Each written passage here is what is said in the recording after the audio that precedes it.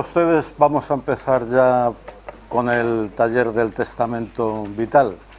Mi nombre es José Antonio Rojas, soy miembro del grupo local de DMD, Derecho a Morir con Dignidad, y entre otras cosas que hacemos aquí en el municipio, pues es hacer algún taller sobre el documento llamado testamento vital, instrucciones previas o voluntades anticipadas, depende de la comunidad donde nos encontremos.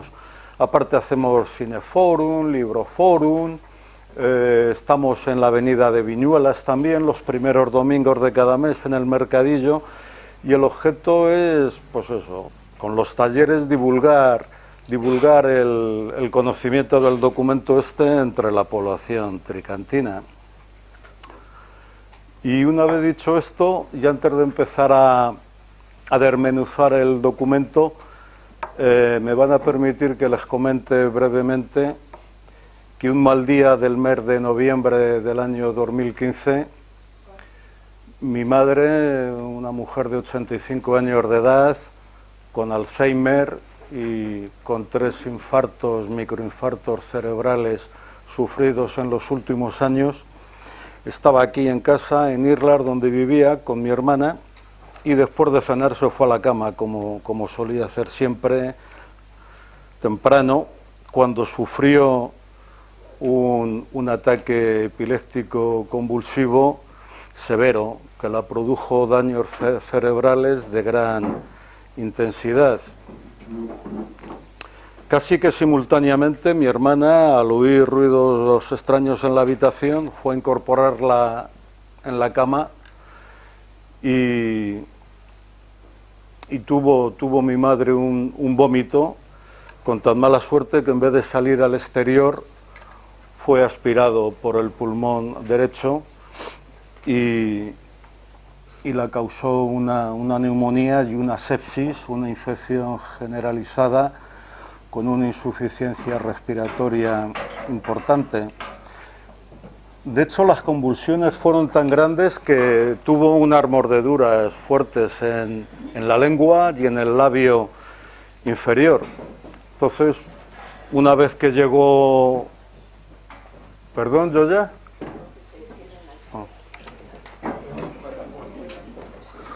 Pueden coger, las personas que lleguen ahora últimamente pueden coger esta guía.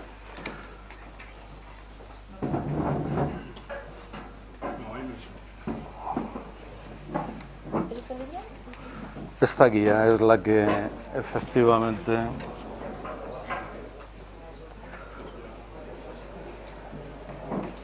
Como decía, una vez que fue estabilizada por una unidad del SUMA, por una doctora del SUMA en el domicilio, fue trasladada en ambulancia al Hospital La Paz, donde ingresó en el servicio de urgencias aproximadamente a las 12 de la noche. Yo pude hablar con el médico de urgencias a las 11 de la mañana del día siguiente y me transmitió este diagnóstico que les acabo de comentar, y también me transmitió un pronóstico de vida a muy corto plazo. Quizás me habló de días, dada la edad de mi madre, el cuadro clínico previo que presentaba, que entre otras cosas ya les he comentado, el Alzheimer y los 3 microinfartos, aparte de otras cosas, y también la gravedad de las lesiones que había sufrido. Las más graves fueron, lo que más podía atentar contra su vida a corto plazo era la sepsis y la neumonía, pero me habló de que las lesiones cerebrales fueron muy grandes del ataque que la dio y que eran irreversibles. Entonces, también me comentó que los neurólogos del Servicio de Urgencias de La Paz estaban muy interesados en hacerle una punción lumbar para extraer líquido de la médula, porque querían conocer las causas que le habían provocado el ataque tan fuerte, y parece ser que la forma de averiguar las causas era mediante una punción lumbar. Sí me advirtió de que una de las consecuencias que podría tener esta prueba pues era que mi madre quedase tetrapléjica durante los días que viviese. A las pocas horas de estar allí en el box, en urgencias, detectaron que en el pañal había manchas de sangre negra y llegaron a la conclusión que se debía a una úlcera sangrante de estómago, y de repente aparecieron 3 doctoras de digestivo y me dijeron que pensaban llevarla a quirófano rápidamente para hacerle una intervención a través de una endoscopia con un bisturí para tratar la úlcera. Dado que mi madre tenía hecho el testamento vital con bastante anterioridad, pues ella ya había hecho el ejercicio de dejar por anticipado, firmadas por escrito y firmadas sus instrucciones y su voluntad acerca de los cuidados y tratamientos médicos que quería recibir o rechazar en el supuesto de que se viese en una situación como esa, en estado de inconsciencia, como estaba ella, y sin poder comunicarse ella con el equipo médico que la estaba atendiendo. Entonces, yo me negué rotundamente, tanto ante los neurólogos como ante las doctoras de digestivo.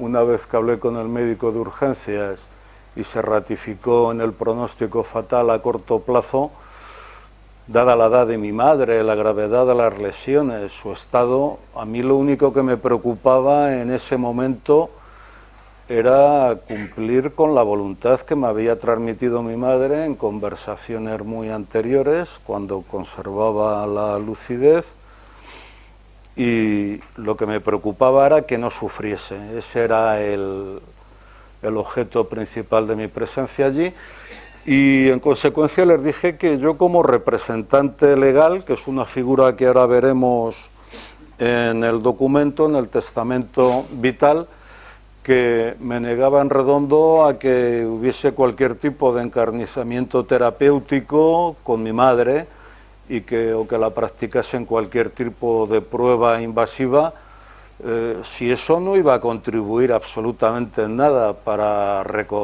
que recobrase la salud. Es decir, no entendía que una persona que ya me están diciendo que está prácticamente desahuciada, que es una anciana con un cuadro clínico bastante severo, que me digan que la quieren hacer unas intervenciones quirúrgicas. Dice, no, es que quieren conocer. Digo, pues mire usted, yo me parece muy bien que quieran conocer, pero le dije al médico de La Paz, dígame la verdad, si fuese su madre, ¿usted accedería a que le hiciesen estas pruebas? Un gesto fue la respuesta. No le hicieron ninguna prueba, al día siguiente la subieron a planta, la segunda planta, a medicina interna, y a los 3 días exactamente mi madre falleció allí en la habitación de La Paz, aparentemente en estado de tranquilidad, sin ningún tipo de agitación, es decir, como ella me había transmitido que quería morir. Y bueno, una vez dicho esto, para un poco, bueno, pues situarnos, vamos a empezar a comentar el documento, el testamento vital. Si les parece, si les digo que yo me enrollo mucho, hablo mucho. En cuanto que les surja a ustedes cualquier pregunta, para hacerlo más dinámico, no duden en levantar la mano y vamos evacuando dudas, consultas, etcétera, porque a lo mejor si las dejamos para el final, hay veces que se olvidan las cosas, las preguntas, así que no duden en preguntar cualquier cosa. Vamos a ver, ¿qué es el testamento vital?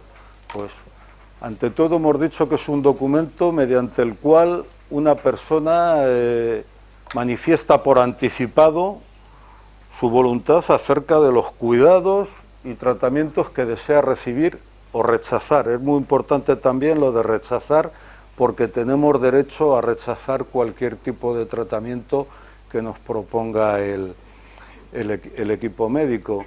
La finalidad del documento principalmente, aparte de un ejercicio de autonomía personal del individuo, es el de evitar un sufrimiento innecesario al final de la vida.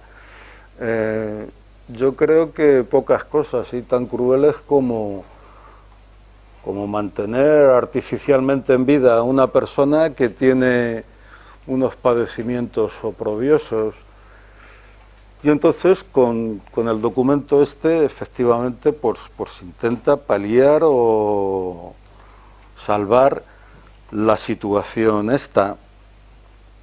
El testamento vital lo pueden realizar cualquier persona que sea mayor de edad, que tenga los 18 años cumplidos, que esté totalmente capacitado y que yo recomiendo siempre que haya hecho un ejercicio de reflexión acerca de sí mismo, de su proyecto vital, de sus valores, de sus creencias, que reflexione sobre cómo desea morir, en qué situaciones desea permanecer o no permanecer.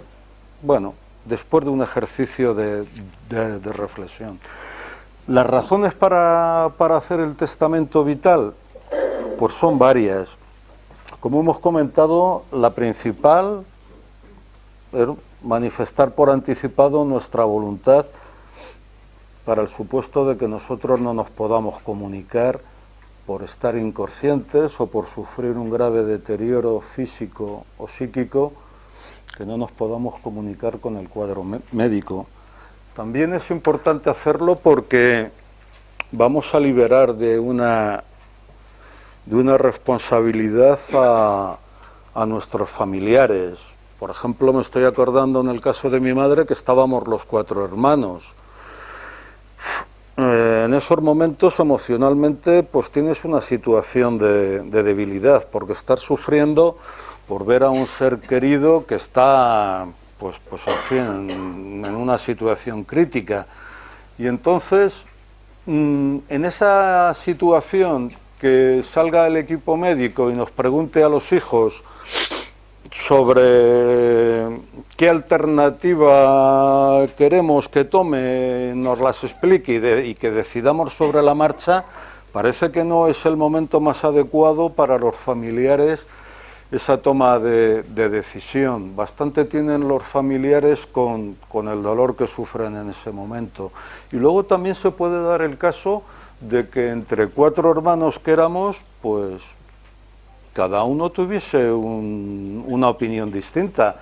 Y si uno dice, sí, oiga, si usted cree que la tiene que meter el tubo endoscópico con el bisturí para que no sangre, hágalo. Y si otro hermano dice lo contrario, es decir, para el médico dice, ¿qué hago? ¿A quién hago caso? Se lo solucionamos todo porque el enfermo, el paciente, ya lo ha dejado con anterioridad su voluntad de los tratamientos que desea recibir y en qué situaciones quiere que se aplique el testamento vital. Con lo cual, para los 4 hermanos que en ese momento estábamos, pues nos supuso un alivio grande el saber que lo que teníamos que hacer era respetar la voluntad de nuestra madre.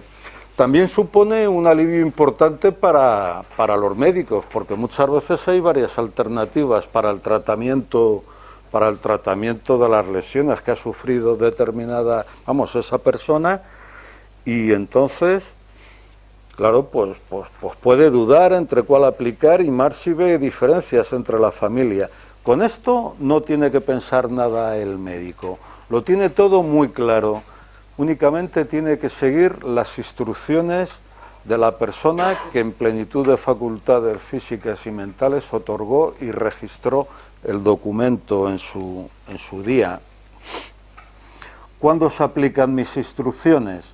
Pues ya hemos dicho que las instrucciones se empiezan a aplicar única y exclusivamente cuando el interesado está en una situación de inconsciencia, que no se puede comunicar con el cuadro médico. Y hay que entender que la expresión no poderse comunicar no se refiere únicamente a no poder hablar con los médicos. porque hay otras formas de expresión. A mí el médico me puede proponer alternativas y si la capacidad cognitiva la tengo intacta y puedo mover un párpado o un dedo, puedo establecer una comunicación con el equipo médico. Esto se refiere a otro estadio, en el estado cognitivo de la persona. Se empieza a aplicar cuando no tengo ninguna capacidad de comunicación, ninguna. Entonces es cuando en ese momento entra en juego y se pone en vigor el testamento vital. Es en ese momento cuando hay que aplicar las instrucciones. Siguiente capítulo o epílogo. ¿Sí? Y en el caso de que tengas capacidad de comunicación, pero tengas, vamos a decir, una falta de capacidad mental. Puedes comunicarte, pero mentalmente tus capacidades cognitivas, pues efectivamente no eres capaz de discernir entre un tratamiento y otro. Qué duda cabe que el profesional médico va a evaluar rápidamente si tienes una incapacidad cognitiva para expresar qué es lo que deseas. Si él te pregunta, ¿usted consiente en que le hagamos esta prueba? Ya saben todos ustedes que cuando nos hacemos cualquier prueba en un hospital, en un centro médico, y es una prueba de cierta importancia, no sé, una prueba invasiva, me viene a la mente una colonoscopia, ¿no? Antes nos dan un documento, unas hojas para que las firmemos, pero previamente a eso el médico nos ha explicado los pros y los contras de la prueba y los riesgos a los que nos podemos someter.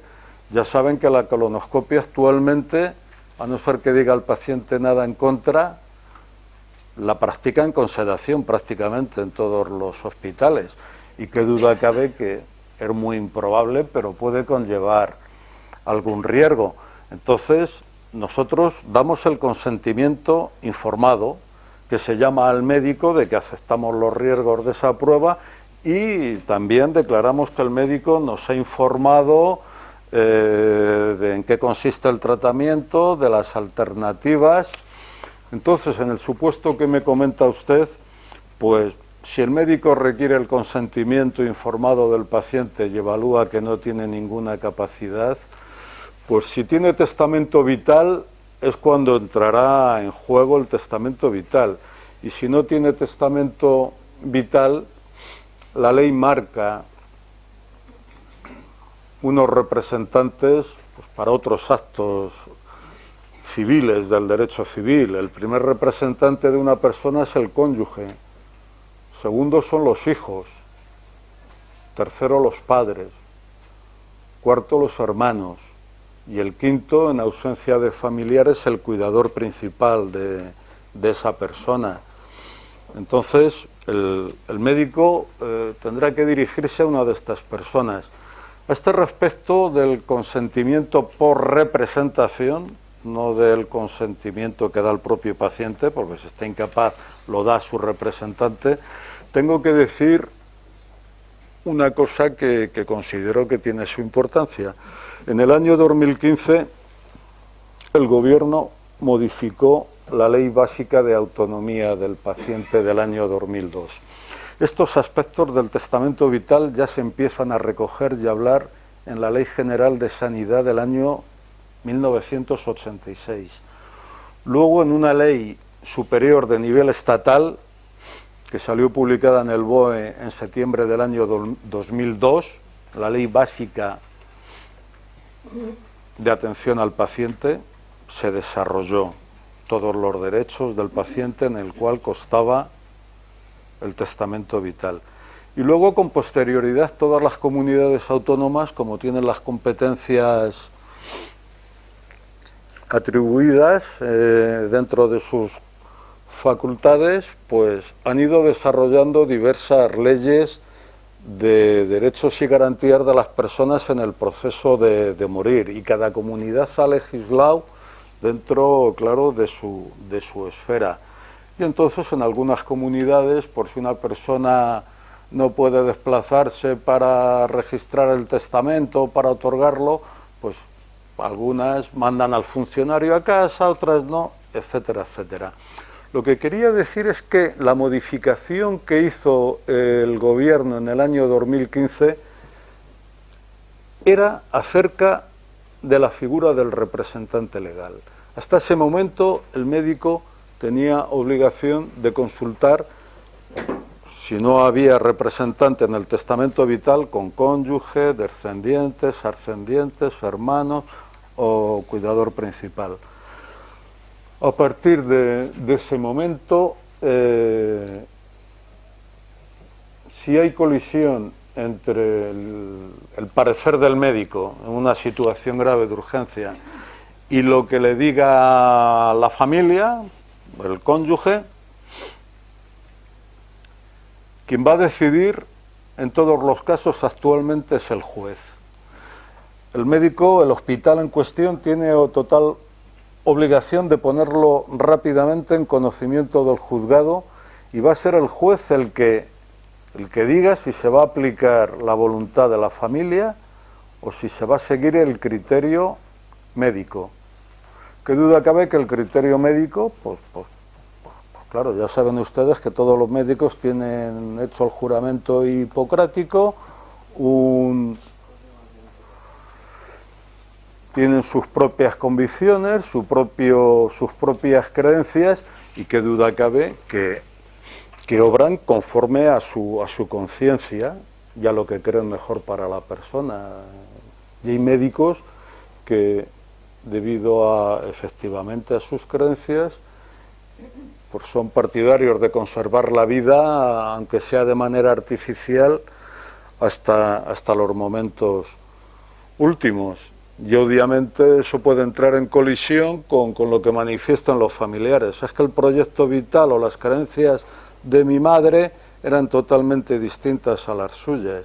Pero bueno, al respecto, y haciendo un pequeño paréntesis, pues yo creo que ante esa, digamos, objeción de un médico en ese momento, o a aplicar las instrucciones previas, que también puede negarse un médico, yo creo que debe de prevalecer un derecho universal del ser humano.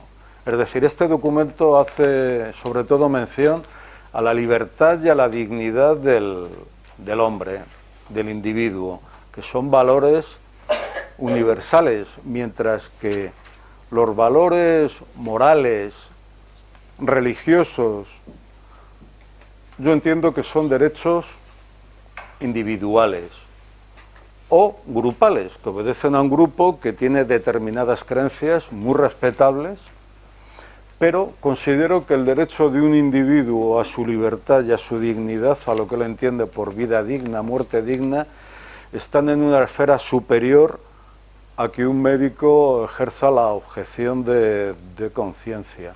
Bueno, pues es una opinión personal. Vamos.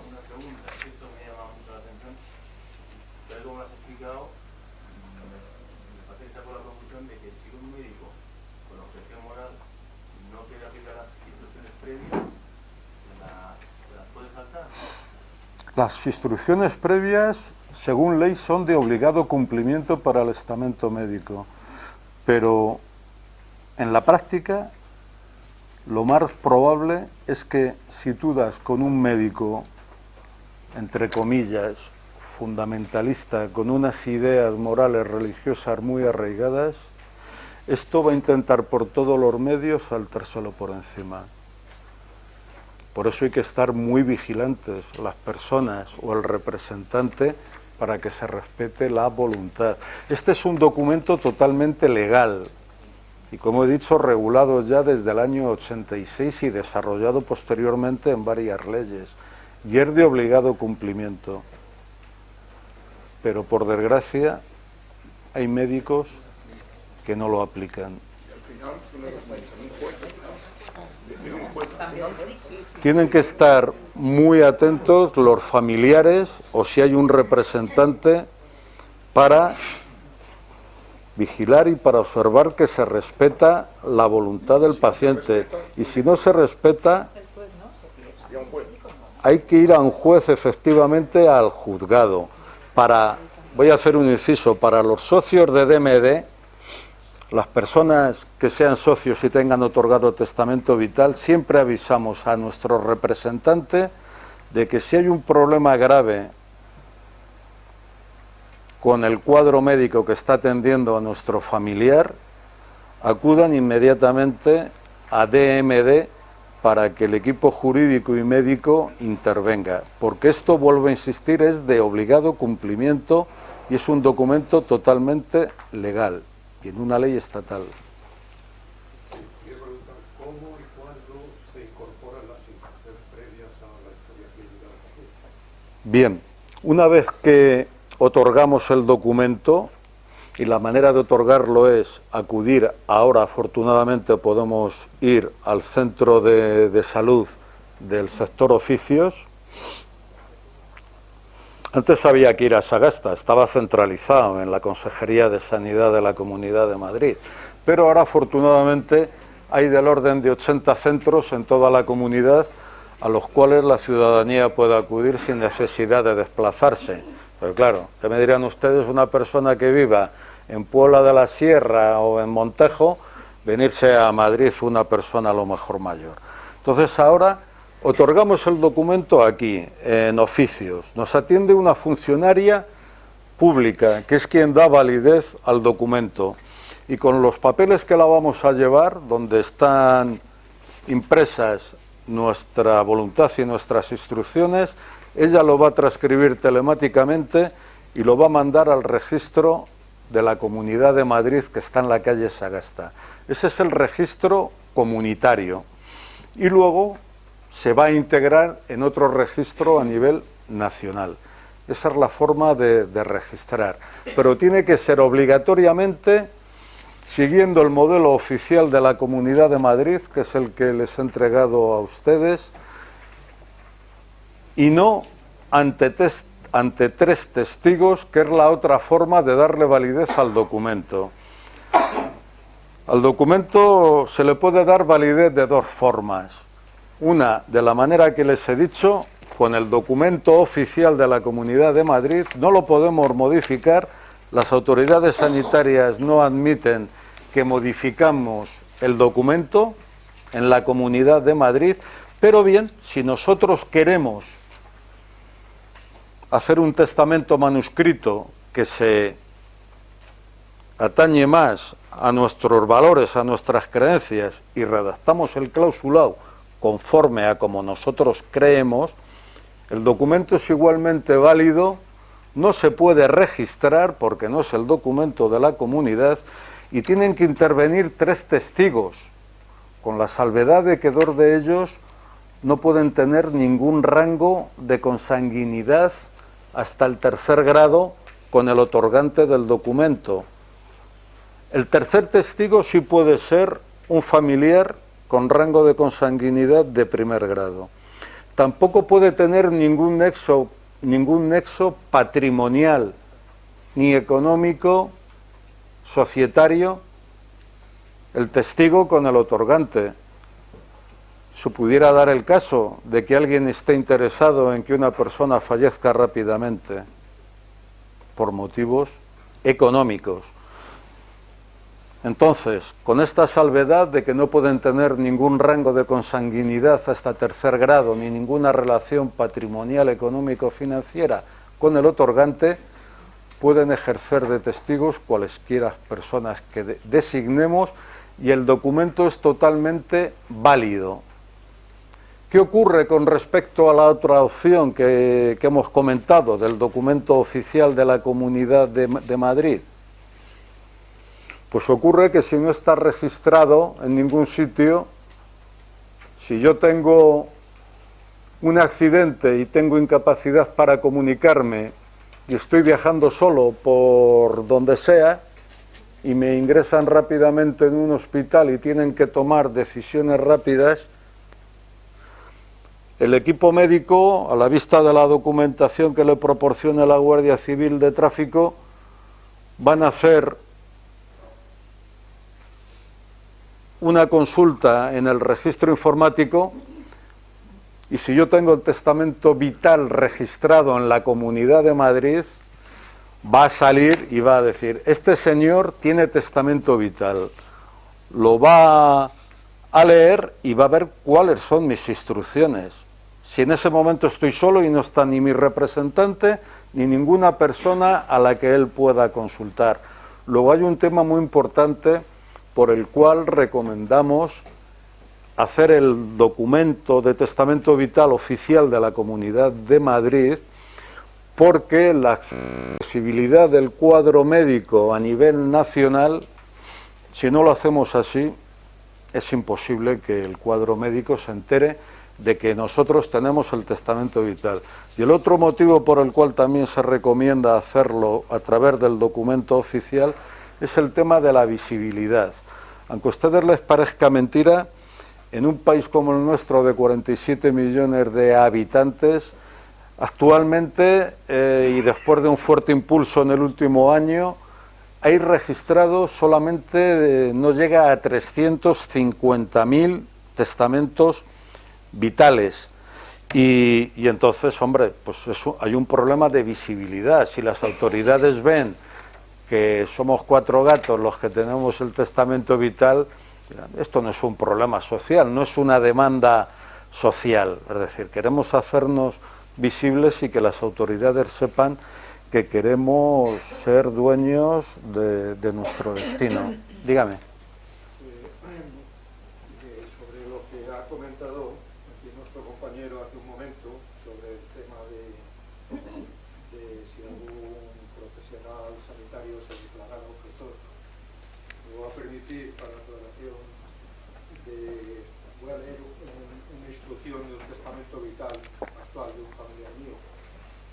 Dice concretamente que si algún profesional responsable de mi asistencia se declarase objetor de conciencia con respecto a alguna de estas instituciones, sea sustituido por otro, garantizando así mi derecho a que se cumpla. Viene recogido expresamente en el documento.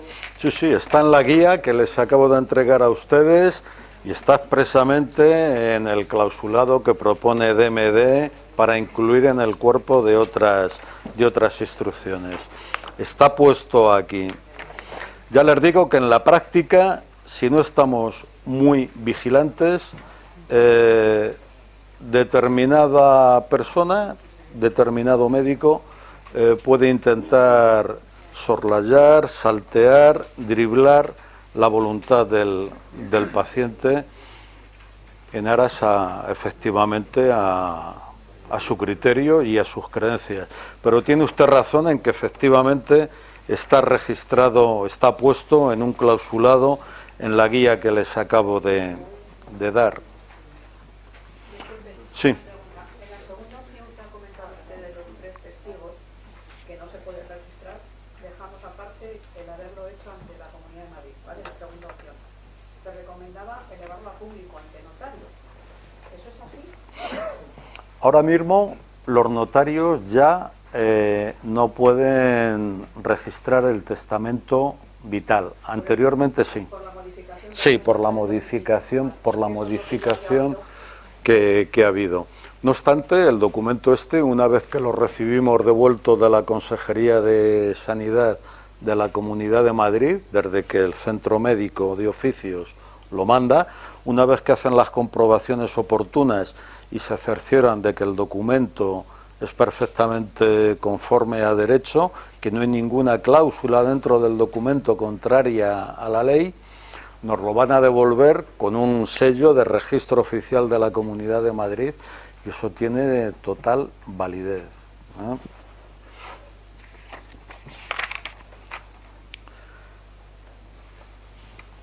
Bueno, representante, la figura del representante. La figura del representante no es obligatoria en ningún caso. Únicamente obligatorios 3 testigos si no vamos a registrar el documento. Yo puedo registrar el documento en la Comunidad de Madrid y si no quiero o no tengo ningún representante, el documento tiene igual validez. hemos comentado que, en fin, es muy recomendable elegir a un representante, que igualmente tiene que ser una persona mayor de edad y totalmente capacitado ante la ley. ¿Por qué es importante la figura del representante? Pues porque va a ser mi voz cuando yo esté en una situación de inconsciencia en que no pueda decirle al médico qué es lo que quiero. Este tratamiento no lo quiero, señor doctor. Como no se lo puedo transmitir, el representante va a ser mi voz, va a ser mi interlocutor en todo momento. Y por eso es muy importante elegir a una persona, en primer lugar, que duda cabe, próxima, cotidiana, porque si es una persona que vemos una vez al año, aunque nos merezca toda nuestra credibilidad y confianza, pues si tengo un accidente y no se entera, o se entera al cabo de 20 días, pues malamente va a poder transmitir mi voluntad al equipo médico. En primer lugar, una persona próxima. En segundo lugar, tiene que ser una persona con la cual nosotros hayamos hablado en profundidad para transmitirle nuestros valores, nuestras creencias, que él sepa cómo querría vivir yo. Por ejemplo, me viene a la mente otro ejemplo de mi suegro, un enfermo de Alzheimer en una fase muy avanzada, en una fase ya que no podía alimentarse ni sólidos ni líquidos, tenía disfagia, no sabía discernir nada. Y cada semana nos llamaban a mi mujer, la llamaban del Hospital del Escorial, que estaba en una residencia en Guadarrama, tu padre está ingresado. Allí por la noche te estabilizan, un tratamiento de antibióticos, infección vías urinarias, vías respiratorias, y cada 2 por 3 pues estábamos en el hospital. Entonces era una situación que bueno, pues si mi suegro llega a haber tenido testamento vital y nombrado un representante, claro, yo la transmitía a mi mujer, digo, esto es un poco inhumano esto, el sufrimiento al que está sometido tu padre. Estaba atado el hombre cuando estaba en la residencia para no quitarse una sonda mediante la cual se alimentaba. Entonces era una situación que vamos, yo la veía bastante mala, y aparte que estuvo a punto de asfixiarse varias veces con saliva, con la alimentación, no podía tragar. ¿Y qué hago? Digo, pues intenta decir que no le pongan ese tratamiento de antibióticos que le va a quitar la infección urinaria. Y en el estado de debilidad tan grande en el que está tu padre con la edad que tiene, que estaban los huesos el hombre, si parecía un pajarito, digo, tu padre, lo más normal es que sin un tratamiento médico, claro, que le cure esa infección, pues que vaya a morir en paz. Pide que le apliquen unos cuidados paliativos, unos cuidados suficientes para que no sufra el hombre. Pero claro, no tenía testamento vital y no hubo forma de renunciar al tratamiento. Si él hubiese estado consciente y hubiese querido, se lo hubiese transmitido al médico. Oiga, yo no quiero ningún tratamiento de antibióticos, quiero morirme en paz. Pero como no era el caso, que estaba demenciado desde muchos años atrás, bueno, entonces el representante es muy importante que nos conozca bien, que sepa nuestro proyecto vital y sobre todo que sea una persona con la suficiente decisión como para hacer velar que nuestra voluntad se cumple. Y si él observa que no se cumple nuestra voluntad, tiene que hacérselo saber al cuadro médico, tiene que hacérselo saber que el paciente incapacitado tiene firmado y puesto que su voluntad es esta y que no lo está cumpliendo, que está incumpliendo la ley, que este es un documento de obligado cumplimiento. Por eso es muy importante el representante. No puede ser representante el funcionario público de aquí, del centro médico, ante el cual estamos otorgando el testamento. Y tampoco puede ser representante nuestro ningún integrante del equipo médico que nos esté atendiendo. Esas son las salvedades legales que hay. Con respecto ¿Se puede modificar ese representante en cualquier momento de la Comunidad de Madrid? Sí, el documento de instrucciones previas, digamos que no son las tablas de Moisés, que no están talladas en piedra y que esto ya es inamovible. Nosotros, si estamos lúcidos en el momento de recibir cualquier asistencia médica, independientemente de lo que tengamos firmado y escrito aquí, lo que vale es nuestra palabra, nuestra voz cuando se lo decimos a los médicos, independientemente de lo que esté puesto en el documento. Lo que vale es nuestra voz. Perdone, ¿qué es lo que me había...? A ver, pones un representante... Ah, sí, de modificarlo, sí. Lo que sea, Correcto, sí. tú estás en plenas facultades, Sí. no ha llegado una situación Sí. médica, pero quieres cambiarlo por Sí. lo que sea. De hecho, el documento de instrucciones previas contempla el nombramiento de uno o varios representantes suplentes del primero, porque el primero pues, puede estar ilocalizado en el momento que haga falta que esté presente, puede haber cambiado de criterio y no querer llevar a cabo por creencias religiosas personales, que haya modificado él su criterio, porque haya fallecido. Es decir, nosotros podemos cambiar el representante tantas veces cuanto queramos, pero no solamente el representante, cualquiera de los artículos que están aquí, de las cláusulas que están en el formulario, las podemos modificar. ¿Por qué? Porque podemos cambiar de criterio, lo podemos anular completamente el documento, anularlo, es decir, no estoy de acuerdo con lo que manifesté en mi día y quiero su anulación. Todo esto lo podemos hacer, lo podemos modificar, clausulado, representantes, testigos, todo. Dígame. Y si te encuentras en otra comunidad autónoma diferente, porque has cambiado de domicilio o lo que sea, y quieres hacer alguno de estos cambios, ¿cómo lo gestionas? Todas las comunidades autónomas tienen legislado y tienen un centro de registro. No sé, en otras comunidades autónomas si estará extendido en todos los centros sanitarios públicos y privados, como dice la ley. Aquí, según la ley del año 2017, de los derechos de las personas en el proceso de morir, dice expresamente que en cualquier centro público o privado, cualquier centro sanitario público o privado, podremos otorgar el testamento vital, cuando actualmente creo que no llegan a 80 en toda la Comunidad de Madrid los centros en los cuales se puede otorgar. Aquí en Tres Cantos, de hecho, hasta hace un año escaso, menos de un año, no lo podíamos otorgar. Había que ir a Colmenar Viejo, a un ambulatorio de Colmenar Viejo.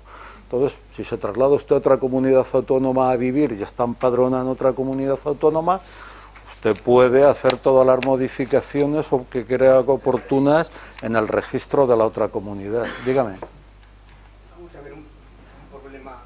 Un tutor legalmente establecido de una persona que física y cognitivamente, objetivamente está calificada con un nivel de dependencia altísimo, superior al 3, ¿puede firmar el testamento vital en nombre de su tutoría, de la persona tutorizada? Y en ese caso, ¿quién sería? ¿Podría elegir también a sus representantes para defender los derechos de esa persona? Le entiendo perfectamente la pregunta y no sé contestársela. Sí, ya lo suponía. No lo sé contestar.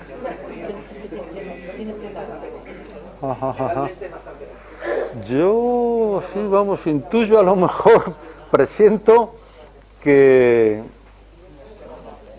no sería posible nombrar representantes, nombrar testigos, decidir por esa persona qué articulado del que está en este formulario quiere elegir y no quiere elegir. Yo creo que legalmente el tutor, aunque esté nombrado por un juez, yo creo que no, pero muy interesante su pregunta y me voy a enterar, claro, voy a hablarlo con... Luego lo hablamos. con derecho a morir dignamente. Si en vez de un tutor fuera una pequeña comisión, 2 o 3 personas, pues ya un poco...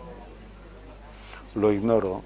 Voy a consultarlo con el servicio jurídico de DMD, porque no había caído en esta pregunta, en la casuística esta. Sí, a mí ha contado usted su problema personal y me da pie un poco a pensar lo que me pasó a mí también.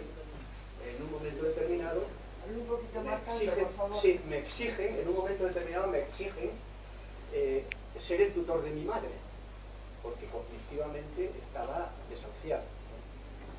Y yo me negué rotundamente. Mi madre tiene su ser humano, yo cómo voy a decidir yo por mi madre y tal. Y entonces el juez me dijo, textualmente, si usted no es el tutor, yo no puedo un tutor el que a mí me dé la gana.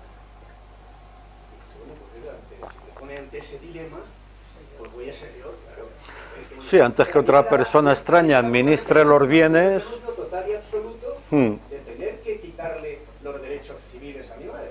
Bueno, hay veces que los hijos, pues, y no es por egoísmo ni por nada, pero se ven en la coyuntura de solicitar la incapacitación de un ascendiente, del padre o de la madre,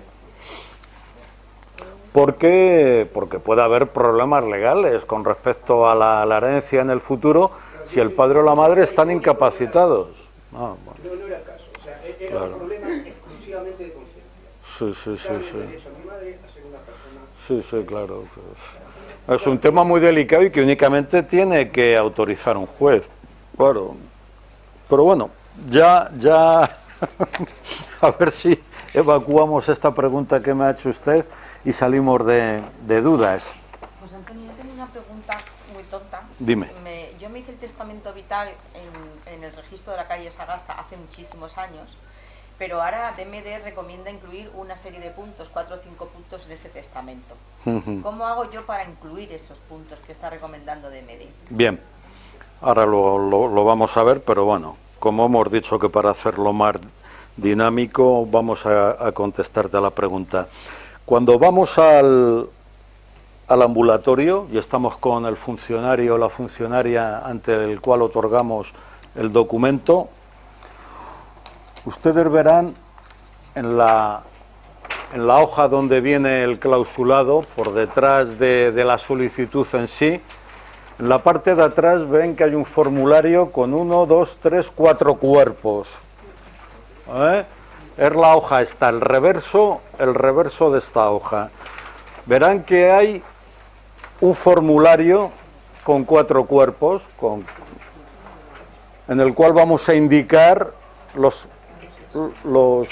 artículos con los cuales, las cláusulas con las cuales estamos de acuerdo o no. Y al final del todo, abajo del todo pone otras instrucciones, que está en blanco. Este apartado está destinado para que incluyamos cualquier aspecto que queramos poner nuevo porque no esté contemplado en las instrucciones, en nuestras instrucciones, en el formulario de la Comunidad de Madrid, en el documento oficial. Si hay algo que nosotros queramos incluir y que no esté puesto aquí, lo tenemos que hacer aquí. O si queremos ampliar alguna de las cosas que pone aquí. Y luego, como el clausulado no es el que, en fin, a juicio de DMD, el mejor de los posibles, sino que es manifiestamente mejorable, DMD, la asociación DMD ha conveniado con la Consejería de Sanidad de Madrid la inclusión de 4 artículos que matizan ya y concretan más expresamente para aquella persona que lo desee. Son 4 artículos que los tiene, como digo, conveniados DMD con la Consejería de Sanidad y que lo único que tenemos que hacer es decirle al funcionario de aquí del ambulatorio: oiga, aquí en otras instrucciones quiero que incluya usted el clausulado de DMD. Ustedes no tienen que escribir nada en el documento, no tienen que escribir las 4 cláusulas, y el funcionario tampoco tiene que escribirlas en el ordenador ni a máquina. tienen en todos los centros sanitarios un archivo con todo el clausulado y lo único que hace el funcionario en un segundo es copiar y pegar. Añade una hoja en blanco y pega todo el clausulado más otras cláusulas que nosotros hayamos querido incluir. Personales, como por ejemplo aquí hace mención en uno de las cláusulas en que deseo morir acompañado de mis seres queridos, ¿no? Pues bueno, pues, hay quien puede decir, pues quiero limitar la presencia de mis seres queridos a mis hijos solamente. No quiero que entren primos o primas que hace 30 años que no veo y que se enteren que estoy ya a las puertas de la muerte, por ejemplo. Otra persona pues puede decir, poner aquí en otras instrucciones, pues deseo que antes de morir se me administre la extremaunción. Eso, por ejemplo, no está recogido en las instrucciones previas. Lo que no se puede poner son instrucciones contrarias a la ley. Como por ejemplo, deseo que se me administre la eutanasia, llegada a determinada situación de enfermedad terminal irreversible y con un sufrimiento enorme. No, ¿por qué no lo puedo poner? Porque no es legal en nuestro país. Tanto la eutanasia como el suicidio asistido están tipificados en el Código Penal con penas de hasta 8 años de cárcel. Entonces yo no puedo poner una cláusula en otras instrucciones que sea contraria a la ley. Una amiga mía, sin embargo, sí que lo ha puesto cuando sea legal la eutanasia. Sí, buena acotación. Aquí lo pone en el clausulado de DMD, en el punto 4, dice, si algún profesional responsable de mi asistencia...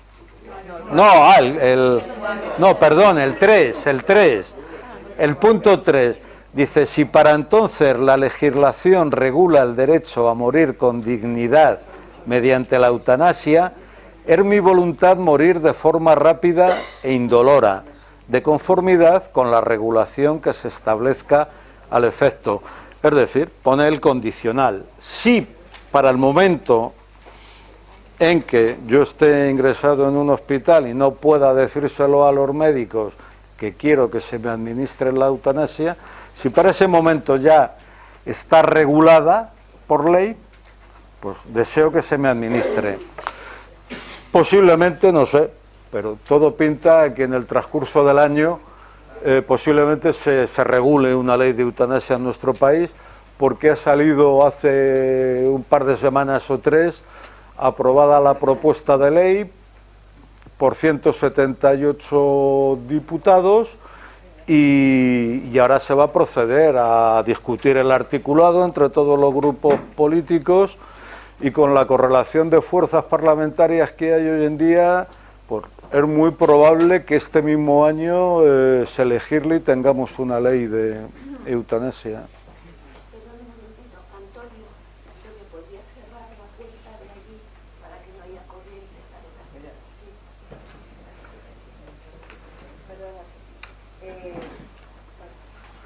Perdone, que la primera es usted, la señora del fondo es la primera que he visto que levantaba la mano. Mira, donde ponéis de las recomendaciones para añadir, yo recogí lo que había en el Videoforum, estas que son 4 instrucciones, y aquí pone 5. A lo mejor tengo yo un modelo antiguo que tengo 4, ¿no? Sí. Sí. Es que tengo yo un modelo que el clausulado de DMD son 4 instrucciones y luego está visto que se ha modificado posteriormente y tengo que hacerme yo con uno de esos. Sí, son las 5 las que, si estamos de acuerdo, todo esto, insisto, en que es un ejercicio de libertad personal y cada persona es muy libre de tachar las cláusulas que desee. Dígame. No entiendo bien la diferencia que existe entre la eutanasia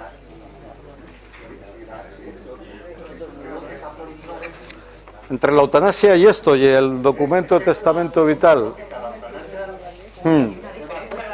Hay una diferencia.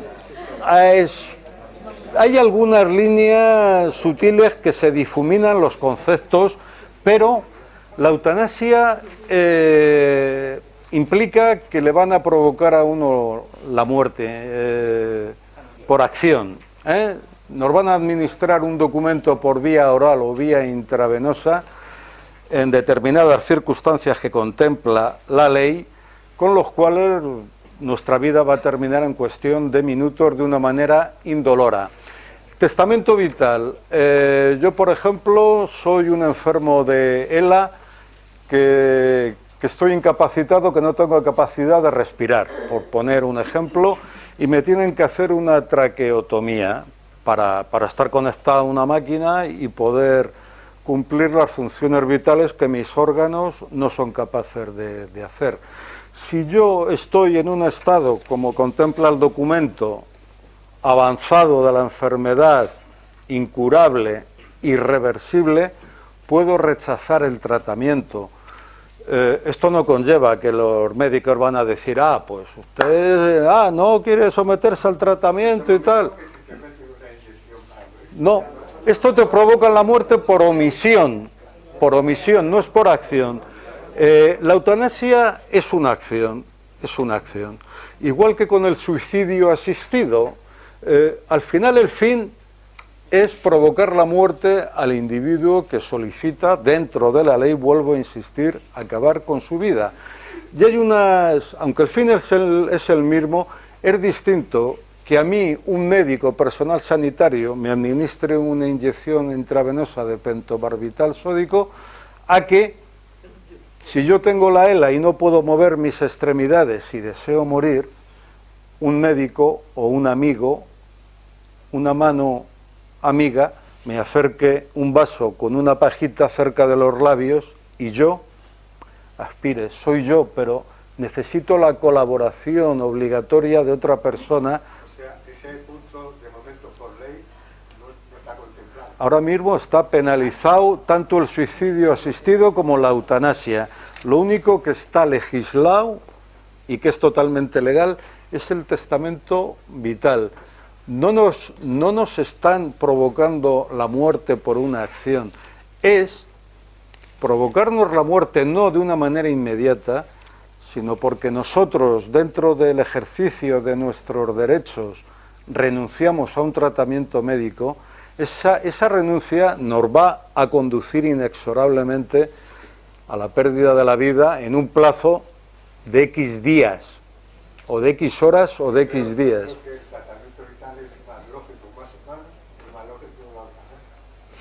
No, son conceptos muy distintos.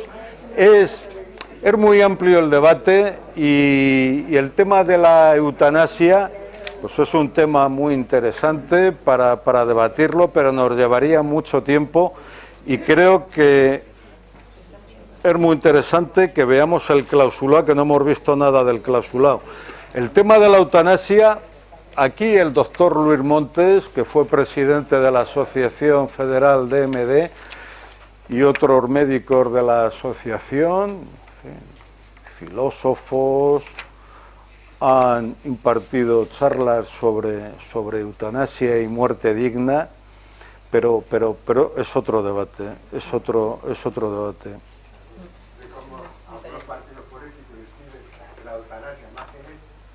Bueno, porque son una manipulación. Bueno, y vamos por cómo dar validez al documento, que ya lo hemos comentado, ante 3 testigos. Si no lo vamos a registrar, pero como espero convencerles de la utilidad de que lo registren, lo mejor es el impreso oficial de la Comunidad de Madrid, de las autoridades, y registrarlo, para que estemos tranquilos de que si tenemos un problema médico en otra comunidad autónoma, lo puedan consultar en cualquier centro hospitalario, en cualquier centro médico, que nosotros tenemos testamento vital. Hacer la salvedad de que el testamento vital no tiene ninguna validez en el exterior, en el extranjero, para territorio nacional. Bien, el modelo para... Dígame. Una hipótesis. No, en el extranjero no hay el acceso al registro nacional, por lo cual, pero imagínese usted que tú llevas una copia, eres representante, llevas una copia para una asistencia en el extranjero. Tú tienes un familiar que está en el extranjero, que está en esa situación, tú eres representante legal, tienes una copia y te presentas en ese hospital y dices, mi familiar tiene este documento. ¿Sería válido? Hasta donde yo sé, y según mi entender, este documento es únicamente legal y es únicamente válido en territorio nacional. En el extranjero no tiene ninguna validez. ¿Perdón? En otro país estarás a la legislación. Sí, efectivamente. Cada país tiene legislación al respecto. Hay algunos que no tienen ninguna legislación, otros la tienen muy restrictiva y en otros están muy avanzados con respecto a la legislación nuestra, donde está legislada por la eutanasia hasta en menores de edad, hasta en personas con demencias, con enfermedades mentales. En fin, la casuística de cada país y la legislación es muy distinta. Este documento es única y exclusivamente válido, entiendo, y me parece, en fin, haberlo debatido esto en alguna ocasión anterior, es únicamente válido aquí en España. Dígame. Vamos a ver, en caso de decidir no poner representación legal a una persona, pues porque los cercanos de su entorno no estén de acuerdo a esto, y lo dejes en blanco, llegado un momento, ¿quién tomaría la decisión de aplicar el examen? Bueno, pues ya hemos dicho antes que el médico, ante cualquier duda, los representantes legales nuestros, en ausencia de un representante designado expresamente aquí, son cónyuge, hijos, padres, hermanos o cuidador principal. Y haciendo la salvedad importante que les he dicho antes, de que el consentimiento por representación, desde la modificación estatal del año 2015, desapareció del contexto del testamento vital y los médicos no tienen ninguna obligación de seguir el criterio de los familiares del enfermo. No tienen ninguna obligación. Ellos seguían por su conciencia, por su criterio y por sus conocimientos técnicos. Y si no estamos de acuerdo y solicitamos la mediación del Comité de Bioética del hospital correspondiente y no tenemos una respuesta satisfactoria, tenemos que dirigirnos al juez. Indistintamente de que hayamos hecho el testamento vital sin representante. Únicamente el juez decide cuando no hay representante. Si hay representante, el representante es el que va a velar porque la voluntad del otorgante del documento se lleve a la práctica y sus creencias y su proyecto vital, sus valores vitales, haga que se observen hasta el final y que luche por ello.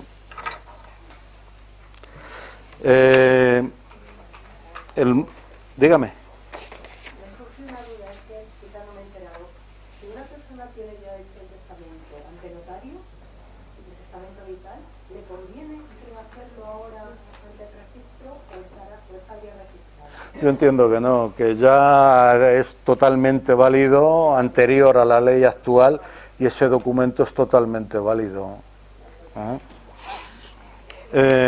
Decir únicamente que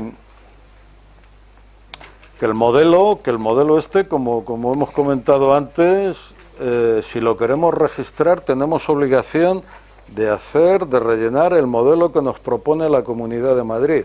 Otras comunidades autónomas no.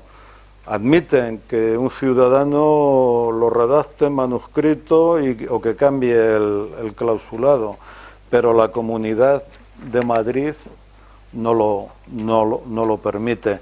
Entonces ya vamos a ver aquí, en la página esta, o si quieren seguirlo por la guía, en la página 4, vamos a ver el clausulado, el contenido concreto del testamento vital o documento de voluntades anticipadas. Esto que vamos a ver, insisto, es el documento oficial. Como ven, es un formulario que tiene varios cuerpos y nosotros tenemos que marcar en el cuadradito que hay a la izquierda de cada renglón aquellas cláusulas que compartamos su contenido, con las que estemos de acuerdo. Si no estamos de acuerdo con alguna de las cláusulas, no tenemos que marcar nada. Solamente tenemos que marcar con un aspa en las cláusulas con las cuales estemos de acuerdo y que compartamos. Este es un documento privado, íntimo, y cada persona puede decidir dentro del ejercicio de su libertad qué apartados tacha y cuáles no. Yo los vamos a comentar uno a uno y les voy a indicar las recomendaciones de DMD desde el objetivo de conseguir la autonomía plena y que seamos nosotros los que decidimos y no un tercero, un médico, un sacerdote, un hijo o quien sea. Si queremos ser nosotros mismos los que decidamos, tenemos que reflexionar sobre cada punto. Empezamos con el primer cuerpo. Dice, declaro que quiero que se tengan en cuenta los siguientes criterios. Dice, es decir, este documento, ya hemos hablado antes, de que se aplica en situaciones de enfermedad, en fin, irreversible, avanzada, y si aparte de esa situación que ya se da alguna de estas situaciones, digo, quiero que se tengan en cuenta los siguientes criterios. 1.1. La capacidad de comunicarme y de comunicarme con otras personas. Bueno, pues hay que hacer la salvedad de antes. La capacidad de comunicarme no es solamente la capacidad de hablar. Es decir, si yo tengo una incapacidad de comunicación con mis semejantes de cualquier tipo, porque es tan grande ya el deterioro psíquico o físico que tengo, el deterioro cognitivo, pues quiero que esa situación que se tenga en cuenta en mi estado a la hora de aplicar las instrucciones que más abajo vamos a ver ahora, pues, quiero que se tengan en cuenta. DMD recomienda efectivamente desde nuestro punto de vista tachar esto. Habrá otras personas que digan, pues a mí no me importa, no lo considero un aspecto a tener en cuenta dentro de mi estado general. Punto 1.2. No padecer dolor físico o psíquico o angustia intensa invalidante. Parece obvio, ¿no?, que no queremos, ninguna persona quiere padecer un dolor físico o psíquico en los últimos momentos, en el proceso final de nuestra vida. El punto 1.3 hace mención a la posibilidad de mantener una independencia funcional suficiente que me permita realizar las actividades propias de la vida diaria. Aquí vuelvo a insistir en los valores y en las creencias de cada individuo, porque lo que para mí puede ser una vida indigna, como es estar demenciado y atado a una camilla y con una sonda para alimentarme y con un pañal, pues para mí esa puede ser una calidad de vida, en fin, que no la tolero para mí y que no la quiero para mí, pero es perfectamente respetable que otro ser humano en determinadas circunstancias, quizá no tan extremas como estas, pues no lo considere una vida indigna. Es una cuestión personal, el concepto que tiene cada ser humano de su propia dignidad. Yo, para José Antonio Rojas, pues hay determinadas situaciones en que considero que la vida no es digna y entonces quiero que se tenga en cuenta esa incapacidad para cumplir mis funciones vitales, para vestirme, para alimentarme, para asearme, para cumplir con mis propias necesidades fisiológicas. Pues para mí es importante y quiero que se tenga en cuenta. Pero esto cada uno puede marcarlo o no marcarlo. Dígame. Sí, yo creo que la independencia funcional suficiente está redactada de manera muy ambigua. Eso debería ser conmensurable, asociado, a mi modo de ver, a los niveles de dependencia que marca la ley. Sí, es una cosa un poco subjetiva, ¿verdad? Sí. Por eso, cada persona tiene que hacer un ejercicio de reflexión, y con la legislación que tenemos actualmente, con sus valores, con su proyecto de vida, con sus reflexiones de cómo desea que sean los últimos instantes de su vida, pues decidir marcar una opción o no marcarla, ¿eh? Otro punto dice: preferencia por no prolongar la vida por sí misma en situaciones clínicamente irreversibles.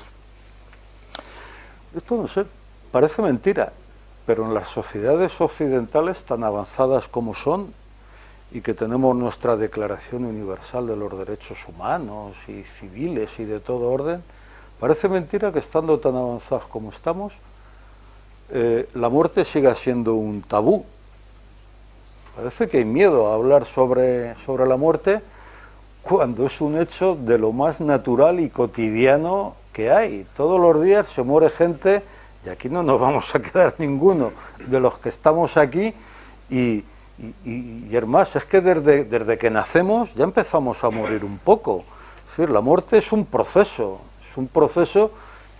y decir, bueno, ¿por qué esta manía o esta mentalidad de querer mantener con vida a toda costa, con máquinas, a una persona que está en una situación ya efectivamente, claro, pues,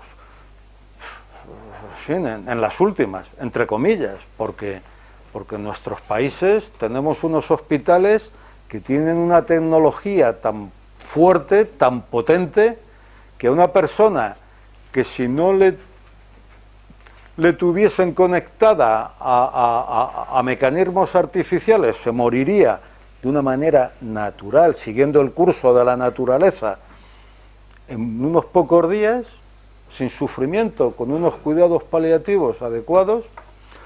Pues no, hay gente que le mantenemos asistido a un respirador, aunque esté en estado vegetativo, y dice, bueno, pues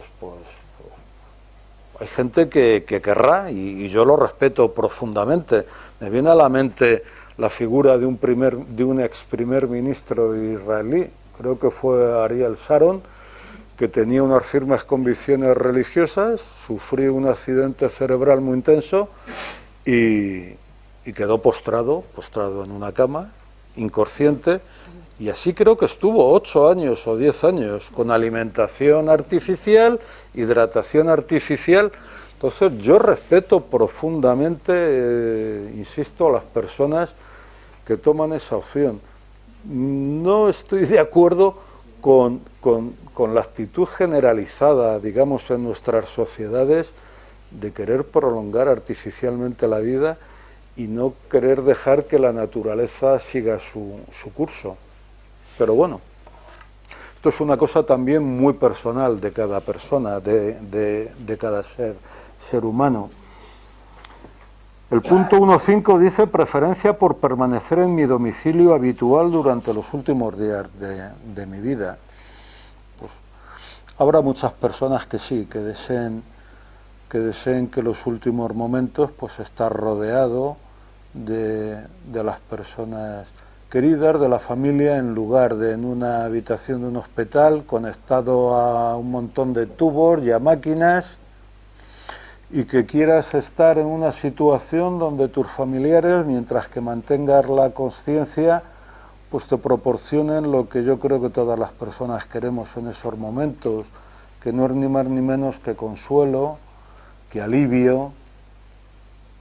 Yo creo que es lo que unos cuidados y morir en paz.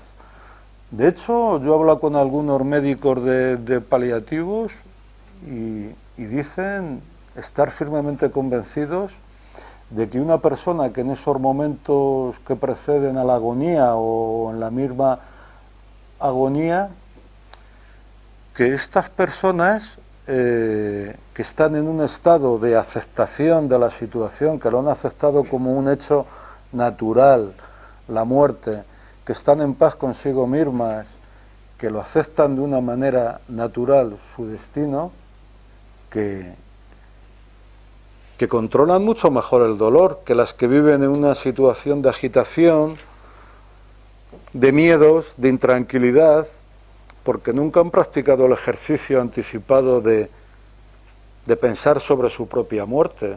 Es decir, durante toda la vida estamos decidiendo sobre si queremos estar solteros, casados, si queremos tener hijos, si no, si queremos vivir de alquiler o ser propietarios, si queremos hacer esto o lo otro, y sobre un tema tan crucial y tan importante como es nuestra vida y con nuestra muerte, y sabiendo que nos vamos a morir todos, no queremos ni oír hablar de la bicha, no queremos ni...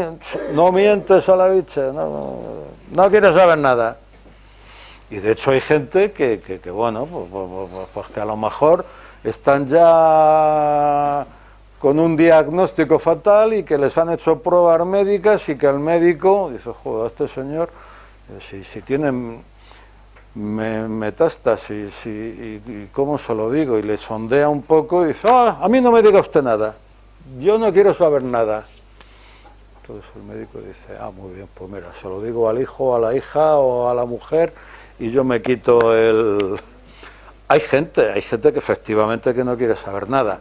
Lo que también es verdad en el extremo opuesto es que a ningún ser humano se le puede negar el derecho a una información fiel, clara y comprensible por parte de un médico.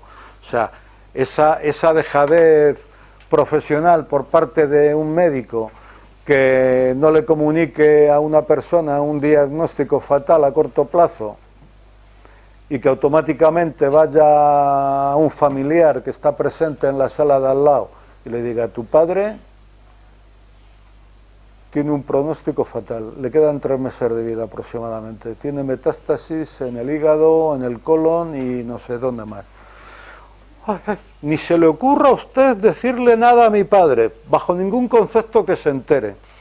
Bueno, pues habrá que preguntar. Ya sé que quizás sea exigir demasiado a un médico. Un médico presuponemos y se lo exigimos, que tenga unos conocimientos técnicos cuanto más grandes mejor. Pero quizás también tengan que tener una formación en la universidad los médicos tendente a comunicar con los pacientes en estos momentos tan duros para una persona, comunicarles el diagnóstico, el tratar a una persona, a un enfermo moribundo en los últimos instantes de su vida o en los días últimos. Pues esto, según dicen los propios médicos, no se enseña en las facultades, ¿no? Entonces el médico, claro, yo entiendo que es pedir que sea también, aparte de un buen médico, que sea como una especie de gurú o de chamán o de brujo para conocer la psicología del individuo y cómo se la voy a transmitir sin que se derrumbe, porque hay personas que efectivamente que no pueden querer saber el diagnóstico porque se van a derrumbar. Y otras personas pueden querer todo lo contrario para programar los últimos meses o las últimas semanas o los últimos días de su vida. Todas son posturas respetables, pero sabiendo que tenemos derechos todos los ciudadanos y que están recogidos en leyes, y que tenemos derecho siempre a que un médico nos dé toda la información y con un lenguaje comprensible, que nosotros nos enteremos.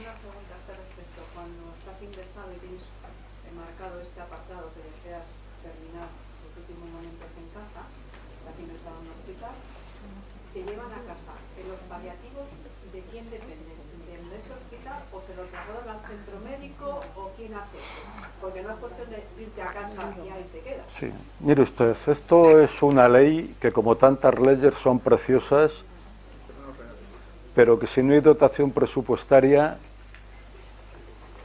no van a ningún lado. Por desgracia, en nuestro país no se muere igual en todos los sitios. Está en función del código postal donde resida cada persona. Si usted tiene la desgracia de vivir en un ámbito rural, ¿qué le voy a decir? En la provincia de Orense o en los Ancares de la provincia de Lugo, tenga usted por seguro que allí no habrá unidades de cuidados paliativos, ni tendrán medios, y habrá un médico rural para atender un área. Bueno, hace poco hemos visto en la televisión que para dar a luz habían cerrado en Berín y maternidad, ya había gente que tenía que irse a 90 kilómetros para dar a luz, y eso en Pontevedra. No le digo a usted nada de un ámbito rural con una geografía accidentada. Si va a tener un paciente que esté rabiando de dolor, un médico que le administre paliativos, y si lo hay, que luego llegue y que se declare objetor de conciencia, ¿no? No, espera que venga otro. Pues por desgracia, una cosa es la ley y otra cosa son las dotaciones presupuestarias. El último punto del primer cuerpo dice: en caso de encontrarme transitoriamente en estado de lucidez, no deseo ser informado sobre mi diagnóstico fatal. Este punto desde DMD encontramos que no es consecuente en un documento como este que aboga por la autonomía del paciente. Si yo digo, yo no quiero saber nada, usted haga lo que quiera, usted decide, a mí no me diga usted nada, pues entonces va totalmente en contra del espíritu del documento. Este apartado recomendamos encarecidamente no poner el aspa. Si alguien decide ponerlo, obviamente las otras 5 crucecitas anteriores habría que borrarlas porque es un contrasentido. Si queremos ejercer nuestra autonomía como pacientes, pues no podemos decir que no queremos saber nada y que no quiero ser informado de nada. El segundo cuerpo habla de determinadas situaciones clínicas en que se considere este documento. Y aquí hace mención en los 3 epígrafes a enfermedad incurable avanzada, enfermedad terminal o una situación de agonía. Hace mención más que nada a los plazos, al pronóstico de vida, a si son 6 meses, menos de 6 meses, o el periodo agónico, preagónico de unos cuantos días. Pero en esto yo soy de la opinión de que lo más importante no es el tiempo que nos queda de vida, que lo más importante es la calidad de vida que vamos a tener en ese tiempo, porque si nos quedan 3 meses de vida y vamos a estar rabiando de padecimientos y de sufrimientos, pues entonces a lo mejor no nos merece la pena vivir esa vida. Buenos días, adiós. Entonces, aquí yo haría hincapié en el concepto de la calidad de vida más que en el tiempo. No se trata con estos tratamientos, con esta administración, al llegar a una situación terminal, si solicitamos la sedación paliativa terminal en determinados casos donde el sufrimiento sea ya enorme porque haya síntomas que llaman los médicos refractarios, es decir, que no responden a ningún tratamiento médico. Cuando el dolor no responde a ningún tratamiento, es inhumano el tener a una persona así, y entonces pues hay que administrarle la sedación paliativa terminal para evitar que esos 3 días de agonía sean eso, una agonía y un padecimiento, sea un calvario enorme. Entonces pues para eso están efectivamente los cuidados paliativos terminales, para que se administren en determinado momento. Y no se trata, como dicen algunos contrarios, estás acortando la vida. No se trata de acortar la vida, se trata de acortar el sufrimiento enorme, oprobioso. Eso es lo principal. La vida no hay que entenderla como un valor absoluto. Yo lo entiendo como el mayor derecho de los seres humanos, un derecho a una vida digna, claro, pero no lo entiendo como una obligación el vivir. No hay nada más cruel, efectivamente, que obligar a una persona a vivir rabiando de dolor. Entonces, no es acortar la vida, el concepto es acortar el sufrimiento de una persona. Bueno, y en el cuerpo tercero ya está aquí expresamente lo principal del documento, que son las instrucciones que deseo que se tengan en cuenta en mi atención médica. En el punto 3.1 dice que deseo finalizar mi vida sin la aplicación de técnicas de soporte vital, respiración asistida o cualquier otra medida extraordinaria, desproporcionada y fútil que solo esté dirigida a prolongar mi supervivencia artificialmente, o a que estas medidas se retiren si ya han comenzado a aplicarse. ¿Qué pasa si marco este punto? Como tengo derecho a rechazar cualquier tratamiento médico, me van a mandar a casa y a sufrir. No. Ya en el punto 3.2, aquí en el siguiente epígrafe, dice que deseo que se me proporcionen los tratamientos necesarios para paliar el dolor físico o psíquico o cualquier síntoma que me produzca una angustia intensa. Por un lado, rechazo el tratamiento, que tengo absoluto derecho a rechazarlo, que no me conecten a una máquina, y por otro, deseo que se me administren unos cuidados suficientes que me eviten el sufrimiento y la angustia física y psíquica. A este respecto, antes de que se me olvide, hay que hacer un matiz. Como les he dicho, está regulado por ley en diversas leyes nuestro derecho total y absoluto a rechazar cualquier tratamiento que nos proponga el médico.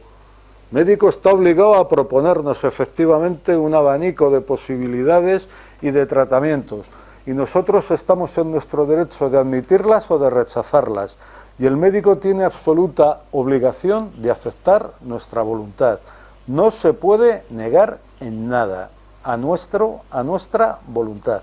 Solamente hay una excepción en la legislación. No sé si alguno de ustedes, de los aquí presentes, estos días o semanas de atrás, habrá oído alguna vez en los medios de comunicación hablar del coronavirus, creo que se llama, ¿no? Sí, ¿verdad? ¿Les suena? Bueno, pues sabrán perfectamente que ha venido un avión de China hace poco con unos cuantos ciudadanos españoles, me parece que aterrizaron en Torrejón de Ardoz, y directamente de allí les metieron en unas unidades especiales, en unas ambulancias esterilizadas, etcétera, etcétera, y les llevaron al Gómez Ulla, una planta reservada para ellos exclusivamente, y han estado incomunicados 14 días. Esas personas, podría haber dicho alguna de ellas, oiga, a mí déjeme de trajes de astronauta, yo me quiero ir a mi casa, yo no quiero saber nada. No. Usted está obligado a ponerse el traje de astronauta y a estar incomunicado 14 días y a someterse a cualquier tratamiento que le manden las autoridades médicas. O sea, ¿por qué? Si yo tengo derecho a renunciar. No. Hay un riesgo de salud pública. Usted, si le mandamos a su casa, puede ser el foco de un contagio con un crecimiento exponencial. Usted es un peligro latente para la salud pública y usted tiene obligación a someterse al criterio del cuadro médico. Es la única excepción que hay a nuestro derecho a rechazar a un tratamiento cuando está en juego la salud pública. Entonces, el punto 3.3 dice: rechazo recibir medicamentos o tratamientos complementarios y que me realicen pruebas o procedimientos diagnósticos si en nada va a mejorar mi recuperación o aliviar mis síntomas. Yo creo que todos hemos visto alguna vez en alguna sala de hospital que hayamos ido a ver a algún amigo o algún familiar que a lo mejor está en los albores de la muerte, que le quedan pocos días, y vemos a la enfermera que cada 8 horas, según está establecido en el protocolo, le da un pinchazo en el dedo para ver cómo tiene el potasio, el colesterol, el azúcar. Y altamente instructivo, más comprensivo. muchas gracias, señor. Y Dice, bueno, pero ¿qué sentido tiene esto? Que le venga usted a dar un picotazo en el dedo a esta señora anciana que tiene un diagnóstico de días. No, es que el azúcar, ¿y qué más me da que tenga el azúcar a 300? O el colesterol. Déjele usted en paz y que esté tranquila. Cuando no, algunos médicos que te quieren someter a un tratamiento quirúrgico. No, oiga, si yo no quiero que me operen, si yo lo que quiero es que me alivien el dolor, que yo no quiero sufrir más, no me proponga usted ningún tratamiento médico que no lo quiero, ¿no? Entonces, bueno, pues para eso está efectivamente el negarte a estas pruebas que dices, si no hay salud ya que preservar, si no me van a devolver la salud, porque la ciencia médica hasta este momento, la tecnología médica llega hasta donde llega, y si no me van a recobrar la salud, prefiero estar tranquilo y vivir 2 días menos o 4, pero sin pruebas médicas.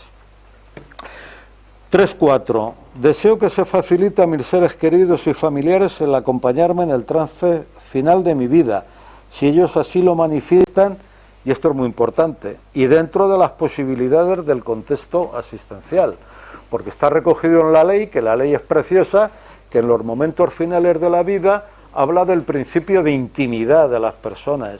En la ley de derechos y garantías de los pacientes, ustedes, en el proceso de la muerte, pues habla precisamente de esto, del derecho a la intimidad y a que estemos en una habitación individual con nuestros seres queridos en los últimos momentos. Pero claro, como eso en un porcentaje muy alto en nuestra sanidad pública no es posible, porque no hay dotación presupuestaria, hay mucha gente que se muere en los pasillos de urgencias o en los box.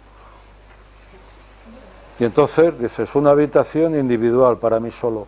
Pues ya te lo dice aquí, dentro de las posibilidades del contexto asistencial. Si en ese momento, cuando solicitas la aplicación de la ley de la intimidad para tu familiar, el hospital no dispone de una habitación individual, pues te tocará estar donde estés. Es lo que hemos hablado con la ley de dependencia y con otras leyes, que si no tienen presupuesto. Y luego, por último, está el punto 3.5, que ese es el que bajo ningún concepto hay que marcarlo, porque si lo marcamos, no marcamos nada de lo anterior. Dice, deseo que me sean aplicados todos los tratamientos precisos para mantenerme la vida hasta el final, hasta donde sea posible, según el criterio médico. Pues entonces, si queremos que nos conecten a las máquinas y que estemos en estado vegetativo, sin facultades cognitivas, con una máquina para respirar, otra para comer, otra para hidratarme, y inconsciente, sin saber, sin tener noción de la realidad ni nada, pues bueno, pues entonces no hagas testamento vital.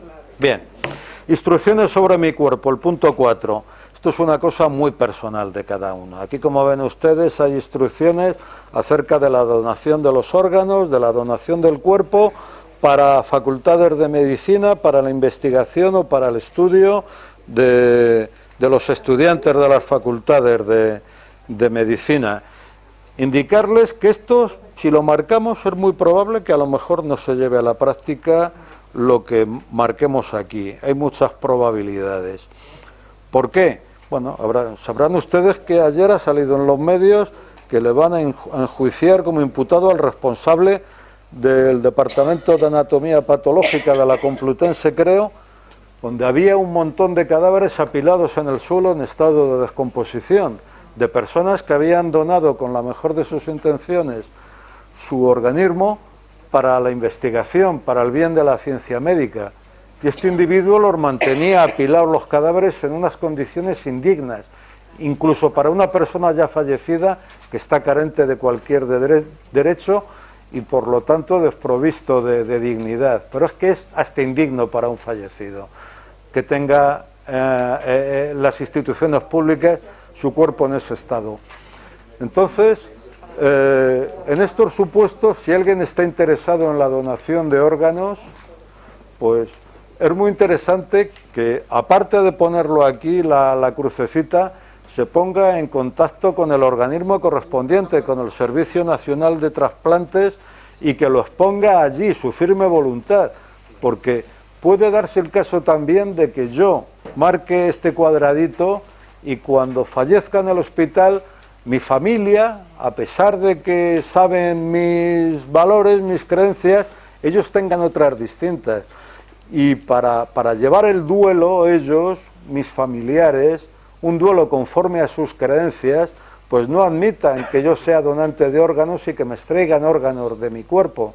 Y entonces se pueden negar allí en el hospital, y el hospital va a tener un conflicto porque va a decir, bueno, este señor tenía esto aquí, pero este señor ya no dice ni mu porque ya ha muerto, y legalmente ha muerto y no es portador de ningún derecho ni de ninguna obligación, ya no es sujeto portador de derechos. ¿Me voy a meter yo en un litigio con la familia que me van a demandar si tal? Oiga, si ustedes dicen que quieren llevar el duelo conforme a sus creencias, es muy probable que le entreguen el cuerpo intacto. Por eso les digo que si quieren donar su cuerpo o sus órganos, tienen que ponerse en contacto con los departamentos de anatomía patológica de las distintas universidades, rellenar allí unos formularios en el cual manifiestan expresamente su voluntad y en fin, y seguir determinados protocolos. Y luego, esto es muy importante, que ya lo hemos comentado antes, aquí en otras instrucciones, si quieren ustedes añadir alguna cláusula que no esté contemplada aquí o ampliarla, lo pueden hacer. Y desde DMD se les recomienda, porque aquí está aquilatado, un poco más especificado, el cuerpo de las instrucciones nuestras. Decirle al funcionario que nos atiende que añada las 5 cláusulas que propone DMD, porque, por ejemplo, en el punto 2, que se lo leo, dice: solicito unos cuidados paliativos adecuados al final de la vida, que se me administren los fármacos que alivien mi sufrimiento y aquellos cuidados que me ayuden a morir en paz, especialmente aún en el caso de que pueda cortar mi vida, la sedación paliativa. Hay un matiz importante con respecto al punto 3.2 del cuerpo anterior de la Comunidad de Madrid, en el cual dice que deseo que se me proporcionen los tratamientos necesarios para paliar el dolor físico. Es decir, aquí DMD esos tratamientos necesarios los llama, los nombra y les da nombre y apellido. Dice, cuidados paliativos. No quiero que me deriven ustedes, por ejemplo, a una unidad del dolor. Estoy ya en un estado, en una fase de mi enfermedad que no quiero que me lleven a una unidad del dolor. Quiero que se me administren cuidados paliativos. Se puede dar el caso de que como las unidades de cuidados paliativos en nuestro país, en un porcentaje muy alto de las ocasiones, están en manos de instituciones religiosas, se puede dar el caso de que los profesionales médicos de estas instituciones, donde hay centros de cuidados paliativos, entiendan que conectarte a una máquina o prolongarte la vida de una manera artificial, como puede ser una hidratación artificial, una alimentación artificial, digan que no es un tratamiento, sino que es un cuidado básico, que el creador que lo apoya, que lo contempla. ¿Cómo vas a dejar a un ser humano sin alimentación? Se muere. Sí, no, mire ustedes, quiero que se me apliquen cuidados paliativos.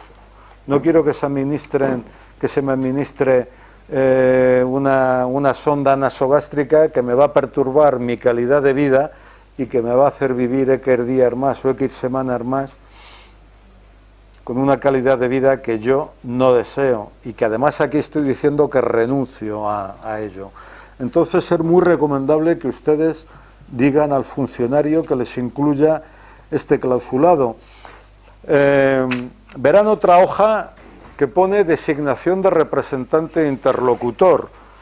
Aquí tienen, si eligen un representante, tienen que poner su nombre, apellido, DNI, como ven, unos datos que se le piden, y también la posibilidad de elegir un representante sustituto en ausencia del primero. Aquí en este impreso nos da opción de elegir otro representante. Firmamos, ponemos todos los datos del representante y en la siguiente hoja está la declaración de aceptación de ese representante o representantes de que aceptan ese papel, ¿eh? Entonces, aquí dice, yo, fulanito de tal, con DNI y tal, acepto representar a fulanito de tal, lo firma. Tenemos que llevar tanto el otorgante del testamento vital como el representante o los representantes fotocopia del documento nacional de identidad, ¿eh? Hay que llevar una fotocopia del documento nacional de identidad. El último inciso que les hago, yo hace 10 días o así estuve en oficios ejerciendo de representante de un buen amigo mío, conozco a 3 funcionarias de allí. Yo entiendo que es muy pronto y que les ha venido de sopetón esta función, que antes no la contemplaban. De hecho, hay bastante personal del estamento médico, enfermeras, incluso médicos, que no conocen el documento. Sabemos, a través de la asociación, que les han dado algunas charlas de breve duración y están atendiendo a la ciudadanía.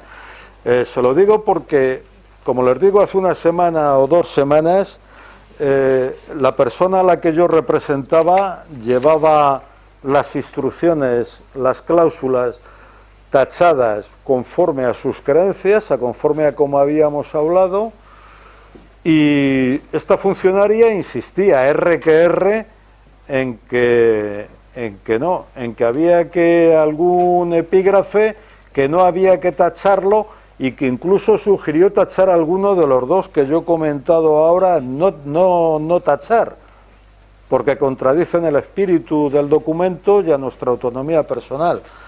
Que duda cabe que la funcionaria la haría con la mejor de sus voluntades, no lo dudo, y entiendo que es una obligación que les ha venido de sopetón. No sé si en ese momento se debió a una confusión o a un defecto en la información que tenía, pero yo sí les quiero prevenir de que se muestren firmes si les indican que tachen o dejen de tachar algún aspecto, algún punto que ustedes hayan meditado y libremente hayan decidido tachar o dejarlo en blanco.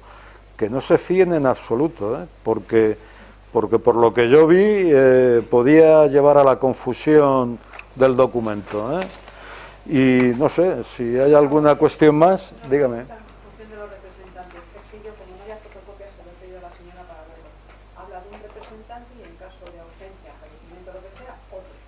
¿Se puede añadir un tercero? Sí, se puede añadir las hojas que desee. En otra hoja, aquí, igual que hay 3 hojas, posiblemente les entreguen más. Hay otras hojas de carácter administrativo donde dice que yo, fulanito de tal, declaro que los datos que he manifestado cuando solicito el documento, el testamento, que son ciertos. Les van a dar varias hojas.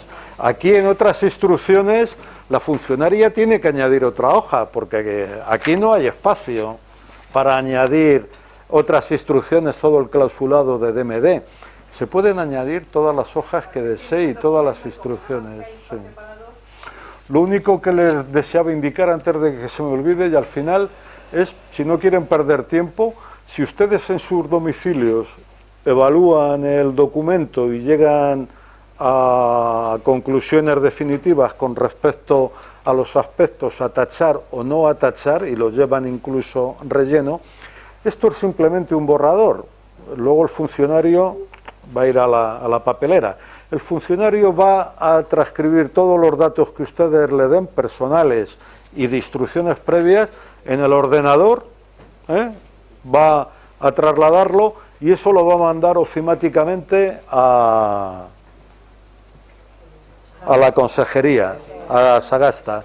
Lo va a mandar por ordenador y en un sobre con la firma nuestra, porque hay que firmar y el representante también tiene que firmar.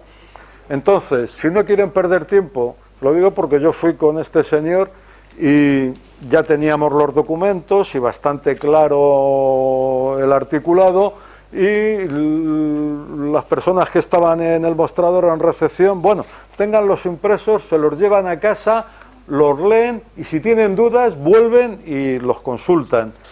Y si no tienen dudas nos los traen y le damos cita para posteriormente. De ahí se puede demorar una semana o 2 semanas. Si ustedes ya lo tienen relleno, cuando vayan pueden ya dirigirse al funcionario para pedir cita ya, es profeso, y ya les dan cita sobre la marcha en el ambulatorio. Perdón, que estaba este señor. Dígame. Si hay algún error en la transcripción, porque ellos al final trasladan esto a una aplicación informática, ¿puede haber algún error? ¿Dónde o cómo puedo consultar yo mi testamento? Antes de mandarlo ellos ofimáticamente, antes de darle al enter y mandarlo, ellos imprimen toda la documentación que han metido en el ordenador, todas las hojas de las que consta el documento, el testamento, lo imprimen y le dice el funcionario, tenga, léalo y dé su conformidad y dígame si está todo conforme. En mi caso había varios errores. El nombre de la persona a la que yo representaba, estaban varios documentos mal. En fin, había algunos errores. Tienen ustedes que revisar de pe a pa el documento. Perdone, sí que no la veo. Disculpe, que quien haya pedido antes la palabra, pero yo que pido la palabra también. Bueno, usted es la primera vez, venga, dígame. Yo quería, es que llegamos tarde, saber, me ha parecido entenderle que hay 2 opciones. Tú puedes pedir paliativos que es que a ti te quiten la angustia, pero que no te mantengan la vida, sino que te pongan, y usted piensa que a lo mejor como en eso se hacen sitios más bien religiosos que no van a hacer ni caso. No. Yo conozco muy bien la clínica Los Camilos y conozco al director de la unidad de paliativos, que es un médico, y es de los sitios donde mejor he visto yo es donde quiero que traten, donde mejor he visto yo que tratan a los enfermos terminales, en la San Camilo. Sí. Y una salvedad, los paliativos no tienen por qué empezar a administrarse en una fase terminal de la vida. Hay determinadas enfermedades, como en una ELA, que tienen un avance progresivo y un deterioro progresivo de la enfermedad, en la cual, para aportar una mejor calidad de vida a esos enfermos, es muy conveniente empezar con la administración de paliativos antes de tiempo. Lo que me refería antes es que en nuestro país, efectivamente, las unidades de cuidados paliativos normalmente están en manos de titularidad religiosa, normalmente, ¿no? Y pudiera darse el caso de que a la hora de administrar unos cuidados paliativos a un enfermo en determinada fase de su enfermedad, el criterio médico que tenga esa institución, el criterio médico sea que te administra una dosis de paliativos de determinada intensidad, cuando yo soy de la opinión del que mejor conoce mi dolor soy yo mismo, mucho mejor que el médico que me está administrando el calmante. Entonces, yo pongo en tela de juicio, yo en solfa, dejar la potestad al 100% a la institución o al médico en cuanto a la intensidad de la dosis de cuidados paliativos en determinada fase de mi vida. Yo soy el primero que quiero estar en determinado estado de lucidez en determinados momentos para tomar las medidas últimas que considere que debo de tomar en mi vida. Pero lo que no quiero, si estoy ya en una fase ya muy avanzada, terminal, preagónica, es rabiar como un perro de dolor. Y no quiero que esa potestad esté en manos de un médico que considere que la intensidad del medicamento que me está administrando es suficiente cuando yo estoy rabiando. El dolor, quien lo conoce, soy yo. Bueno, pero si estás gritando, si estás calmadito... Sí. Usted conoce los Camilos, sí, y yo también, y no se da eso en los Camilos. Esa situación no. Es que es de los sitios donde mejor se muere. Pero por desgracia en nuestro país, la garantizo que se sigue muriendo muy mal en muchas partes de nuestro país. ¿Sabe por qué? Porque es que no hay presupuesto. Los cuidados paliativos, a pesar de que los reconoce la ley, requieren de una dotación presupuestaria y de una formación para el estamento médico. Y si no hay dinero, pues hay una parte que se estima en el 50% de la población española que no está bajo el paraguas de los cuidados paliativos y que consecuentemente mueren muy mal. Perdón. De nada. No me ha quedado claro si para el acto de registro de toda esta documentación tiene que acudir también el representante. No, con que lleve el DNI es suficiente. Y una cosa que se me ha olvidado y muy conveniente es que una vez que reciban ustedes el registro a los 2 meses más o menos, de que les den aquí una copia en papel y manden telemáticamente a la Comunidad de Madrid, ustedes van a recibir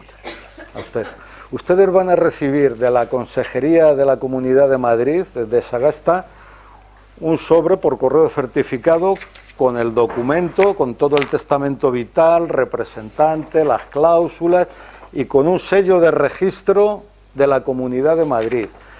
Eso es muy conveniente, que si eligen representante le den una fotocopia a su representante, para que si tiene que hacer uso y hacer valer el testamento en determinado momento lo haga. Yo daría otra copia si mi representante no es ningún familiar con el que conviva. Yo daría una fotocopia a mis familiares directos, a los que conviven conmigo, que son los primeros que se van a enterar de si a mí me ingresan en un hospital. Y también considero muy importante dar una copia a mi médico de familia. Hay determinados tratamientos, sobre todo al final de la vida, en los cuales quien nos presta la asistencia domiciliaria es el médico de familia. Y es muy conveniente que el médico sepa que tenemos testamento vital. Al respecto, me acuerdo que hace un mes, cuando me hice esta prueba médica que hemos comentado, me hice una colonoscopia, me dieron una hoja en el ambulatorio, en embarcaciones, una hoja parte de ingreso, de internamiento, no sé cómo se llama. Una era de consentimiento informado, por el cual yo consentía y declaraba que me habían informado de la prueba, y la otra prueba era el parte de internamiento, creo que era. Y venía todos mis antecedentes médicos desde que lo tienen informatizado.